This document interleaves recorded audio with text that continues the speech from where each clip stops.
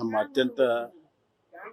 ಹಿರಿಯರು ನಮ್ಮ ಅತ್ಯಂತ ಹಿರಿಯರು, ಕರ್ನಾಟಕದ ಸರ್ವೋಚ್ಚ ನಾಯಕರು, ಮಾಜಿ ಪ್ರಧಾನಮಂತ್ರಿ ಸನ್ಮಾನ್ಯ ಶ್ರೀ ಎಚ್ ಡಿ ದೇವೇಗೌಡರ ಧರ್ಮಪತ್ನಿ ಚೆನ್ನಮ್ಮಾಜಿಯವರು ಆಸ್ಪತ್ರೆ ಕೆಳ 3 ದಿವಸದಿಂದ ಇದ್ದರು.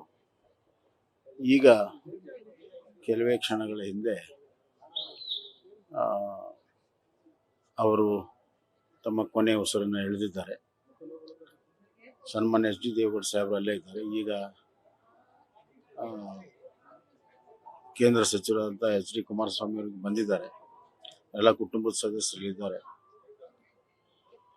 ಅವರು ಕಳೆದ 1 ವರ್ಷದಿಂದ ಸಾಕಷ್ಟು ಆರೋಗ್ಯ ತೊಂದರೆಯಿಂದ ಬಳಲ್ತಾ ಇದ್ರು. ವಿಶೇಷವಾಗಿ ಉಸಿರಾಟದ ತೊಂದರೆಯಿಂದ ಅವರು ಅಡ್ಮಿಟ್ ಆಗಿದ್ರು. ಇವತ್ತು ಉಸಿರಾಟದ ತೊಂದರೆಯಿಂದನೇ ಅವರು ತಮ್ಮ ಕೊನೆಯ ಉಸಿರನ್ನು ಎಳೆದಿದ್ದಾರೆ. ಎಲ್ಲ ಡಾಕ್ಟರ್ಗಳೆಲ್ಲ ಇದ್ದಾರೆ. ಮುಂದಿನ ಎಲ್ಲ ವಿಧಿವಿಧಾನಗಳ ಬಗ್ಗೆ ಚರ್ಚೆ ನಡೀತಾ ಇದೆ. ಅದಾದ್ಮೇಲೆ ಕುಟುಂಬದ ಸದಸ್ಯರು ಅದರ ಬಗ್ಗೆ ಎಲ್ಲ ಮಾಹಿತಿಯನ್ನು ಕೊಡ್ತಾರೆ.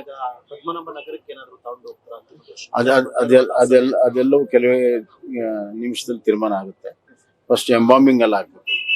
ಎಂಬಾಂಬಿಂಗ್ ಮಾಡಿ ಎಲ್ಲ ಮಾಡಿ.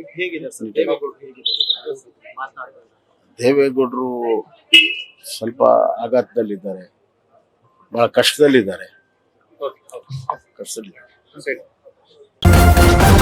ನ್ಯೂಸ್ ಫಸ್ಟ್ ನಿರ್ಭೀತಿಯಿಂದ ನಿಮ್ಮ ಪರವಾಗಿ.